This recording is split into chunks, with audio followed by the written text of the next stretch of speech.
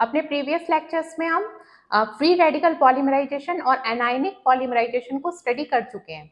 आज का हमारा लेक्चर है कैटायनिक पॉलीमराइजेशन। जैसा कि हम समझ चुके हैं कि जब भी पॉलीमराइजेशन की मैकेनिज्म होगी वो 3 स्टेप्स में होगी। First step is chain initiation, second step is chain propagation and third step is chain termination. जब भी मैकेनिज्म होगी पॉलीमराइजेशन की तो वो इन 3 स्टेप्स में होगी, चाहे वो एडिशन पॉलीमराइजेशन हो या फिर वो कंडेंसेशन पॉलीमराइजेशन हो। ये 3 स्टेप्स रिएक्शन में उसमें आएंगे मैकेनिज्म में। तो हमने देखा था कि फ्री रेडिकल पॉलीमराइजेशन जब हमने पढ़ा था तो उसमें जो चेन इनिशिएशन स्टेप में जो हमारा चेन को इनिशिएट करने आया था वो था फ्री रेडिकल। फिर हमने प्रीवियस लेक्चर में पढ़ा था एनायनिक पॉलीमराइजेशन, उसमें हमने देखा था कि रिएक्शन को इनिशिएट करने एनायन आया था। आज के हमारे लेक्चर में कैटायन आएगा जो हमारी रिएक्शन को इनिशिएट करेगा, फिर वही आगे प्रोपेगेट करेगा और चेन फाइनली टर्मिनेट हो जाएगी और हमें पॉलीमर मिल जाएगा। तो चलिए देखते हैं इसकी मैकेनिज्म क्या होती है। तो फर्स्ट स्टेप इसमें देखते हैं चेन इनिशिएशन। पॉलीमराइजेशन की प्रोसेस में जैसे कि हमें पता है कि मोनोमेरिक यूनिट्स आपस में रिपीटेड मैनर में जुड़ती हैं और पॉलीमर देती हैं हमें, ठीक है, यही तो होता है मोनोमर टू पॉलीमर, ऐसे बनता है।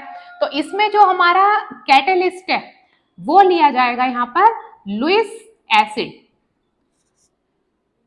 और इसमें को कैटेलिस्ट होगा, को कैटेलिस्ट दैट इज H2O, और या इधर लिख देती हूं मैं लुईस एसिड की तरह इसमें होता है BF3 या फिर H2SO4 सल्फ्यूरिक एसिड को। अब क्योंकि कैटेलिस्ट सफिशिएंट नहीं होता, उसको एक को कैटेलिस्ट की भी जरूरत पड़ती है इस पॉलीमराइजेशन में, तो एज अ को कैटेलिस्ट हम यहाँ पर लेंगे वाटर, या तो वाटर ले सकते हैं या फिर कार्बोनिक एसिड भी ले सकते हैं, ठीक है। तो ये कैटेलिस्ट और को कैटेलिस्ट यहाँ पर पॉलीमराइजेशन को प्रोसीड करने में हेल्प करेंगे, ठीक। मोनोमर यहाँ पर ऐसा होना चाहिए जो कि जिसमें एक ऐसा ग्रुप जुड़ा हुआ हो जो कि इलेक्ट्रॉन डोनेटिंग हो। लिख लेते हैं यहाँ पर इलेक्ट्रॉन डोनेटिंग ग्रुप जुड़ा हुआ होना चाहिए मोनोमर में।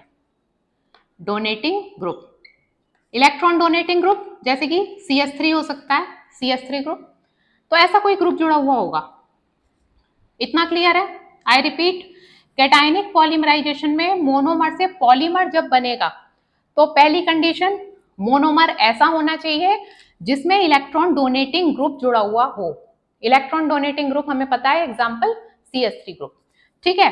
Second condition Lewis acid as a catalyst काम करेगा। लुईस एसिड के एग्जांपल मैंने ये लिखे हुए हैं, BF3 या सल्फ्यूरिक एसिड है।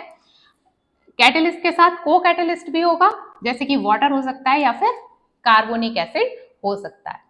आज के लेक्चर में मैं आपको यहाँ पर बता रही हूँ CH2 double bond CH single bond CH3, ये कंपाउंड है प्रोपाइलीन।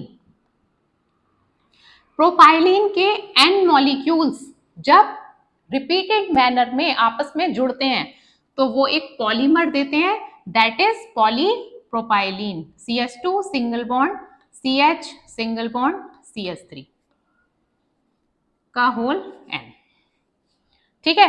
तो ये पॉलीप्रोपाइलीन है।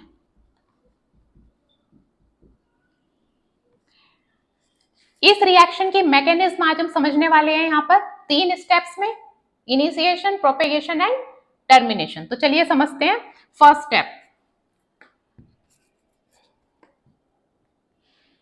First step is chain initiation. Chain initiation जब होगा तो सबसे पहले क्या होगा, हमारे पास एक तो मोनोमर है और एक कैटलिस्ट और को कैटलिस्ट है। तो सबसे पहले तो कैटलिस्ट और को कैटलिस्ट आपस में रिएक्ट करेंगे, that is BF3 plus H2O is equal to BF3OH minus plus H plus, ये बना देंगे कैटलिस्ट और को कैटलिस्ट, ठीक है। अब क्या होगा, हमें यहाँ पर क्या मिल गया, एक कैटायन। मैंने आपको बताया कि जब भी कैटायनिक पॉलीमराइजेशन होगा तो एक कैटायन आएगा हमारी रिएक्शन को इनिशिएट करने, फर्स्ट स्टेप चेन इनिशिएशन। तो इनिशिएट करने ये कैटायन दे दिया कैटलिस्ट और को कैटलिस्ट ने। अब क्या होगा, ये H प्लस ले लिया हमने, प्लस किसका पॉलीमराइजेशन कर रहे हैं, प्रोपाइलीन का। तो यहां पर लिख लेते हैं प्रोपाइलीन का फर्स्ट मॉलिक्यूल मैं यहां लिख रही हूं CH2 double bond CH single bond CH3। अब यहां पर आप क्लियरली देख सकते हैं कि इसमें CH3 ग्रुप जुड़ा हुआ है, दैट इज इलेक्ट्रॉन डोनेटिंग। तो इलेक्ट्रॉन डोनेटिंग ग्रुप है ये, ठीक है, इस एरो से शो कर रही हूं मैं, ये इलेक्ट्रॉन डोनेट कर रहा है ऊपर की तरफ, ठीक है। तो इसमें सिचुएशन में क्या होगा, इस पर तो आ जाएगा पॉजिटिव चार्ज कुछ इस तरह से, और इस पर आ जाएगा नेगेटिव चार्ज, ठीक है, इस तरह का कुछ होगा यहां पर, ठीक है। अब क्या होगा, इसका पॉजिटिव और इसका नेगेटिव ये आपस में बॉन्ड बनाएंगे H प्लस और CH2 माइनस। तो जब ये बॉन्ड बनाएंगे H प्लस और CH2 तो क्या बन जाएगा यहाँ पर CH3 बनेगा। तो यहां लिख देती हूँ CH3, यहां पर सिंगल बॉन्ड हो गया CH, इसके ऊपर पॉजिटिव चार्ज रहेगा और ये नीचे CH3। तो ये हमारी रिएक्शन इनिशिएट हो गई, यहाँ पर हमें एक कैटायनिक एक्टिव सेंटर यहाँ पर मिल गया, ये हो गया हमारा ये कार्बन एक्टिव सेंटर। तो इसी को हम कहेंगे चेन इनिशिएट होना। क्या हुआ इसमें, कैटलिस्ट और को कैटलिस्ट ने H प्लस आयन दे दिया हमें, जो एक कैटायन है H प्लस आयन ने रिएक्ट किया प्रोपाइलीन के फर्स्ट मॉलिक्यूल से और हमें ये इस तरह का एक एक्टिव कार्बन सेंटर दे दिया। Second step is chain propagation, यहां पर चेन प्रोपेगेट होगी, चेन प्रोपेगेशन। चेन प्रोपेगेट कैसे होती है, प्रीवियस लेक्चर्स में हम देख चुके हैं। ये जो हमें यहां पर मिला, हमें एक्टिव सेंटर CH प्लस यहां पर CH3, ये किसके साथ रिएक्ट करेगा, दूसरे सेकंड मॉलिक्यूल ऑफ प्रोपाइलिन। ये फर्स्ट मॉलिक्यूल ले लिया, सेकंड मॉलिक्यूल ले लिया, हमें पता है पॉलीमर जब भी बनेगा फर्स्ट मॉलिक्यूल सेकंड थर्ड इस तरह के n मॉलिक्यूल्स आपस में जुड़ेंगे और हमें पॉलीमर मिल जाएगा, यही पॉलीमराइजेशन होता है, ठीक है। तो सेकंड मॉलिक्यूल लिख रही हूं मैं यहाँ पर CH2 double bond CH single bond CH3। Again electron donating group है, इस पर पॉजिटिव चार्ज आ जाएगा, इस पर नेगेटिव चार्ज आ जाएगा, ठीक है। अब क्या होगा, ये पॉजिटिव और ये नेगेटिव ये आपस में एक बॉन्ड बना लेंगे। तो CH3 single bond CH single bond CH2 single bond CH plus. तो ये हमें एक प्रोपेगेट की हुई चेन यहां पर मिल जाएगी। तो CH3 single bond CH plus और माइनस इन्होंने बॉन्ड बना दिया, single bond CH2। I hope समझ में आ रहा होगा, साथ साथ आप लिखते रहिए इसको। देखिए CH3 single bond CH plus minus ये बॉन्ड बना दिया CH2 सिंगल बॉन्ड CH, इस पर पॉजिटिव चार्ज है और एक CH3 यहां पर जुड़ा हुआ है, ये देखिए, और एक यहां पर जुड़ा हुआ है। तो इस तरह से हमें एक प्रोपेगेट करी हुई चेन मिल गई।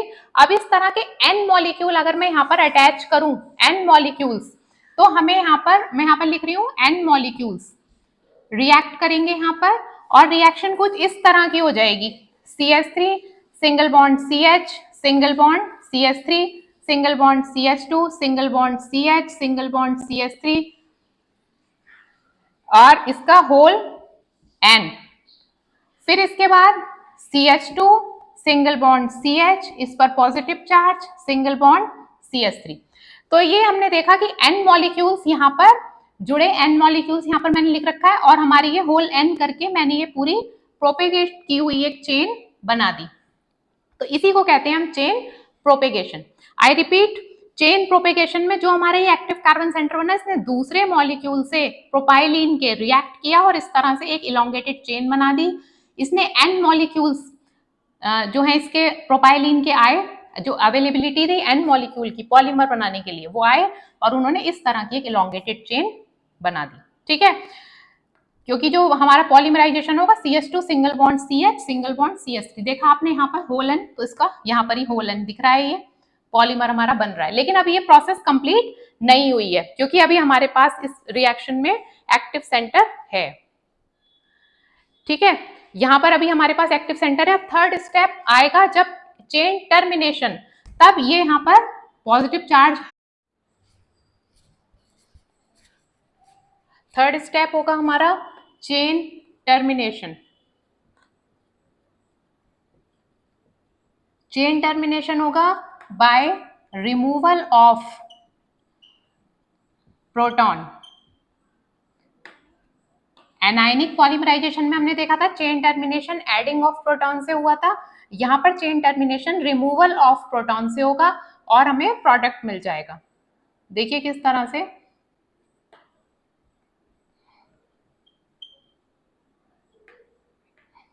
यहां पर लिख देती हूं मैं, CH3 single bond CH single bond CH3 single bond CH2, यही है सिंगल बॉन्ड CH CH3, ये हमारी रिपीटिंग यूनिट है।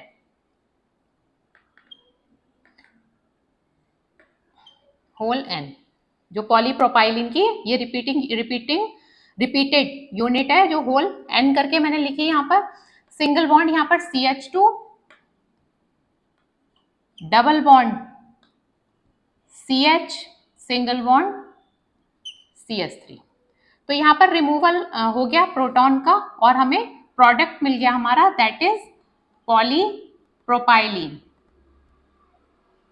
तो आज हमने देखा प्रोसीजर प्रोपाइलीन से पॉलीप्रोपाइलीन बनने की, जो कि कैटायनिक पॉलीमराइजेशन प्रोसेस के थ्रू कंप्लीट हुई। Thank you.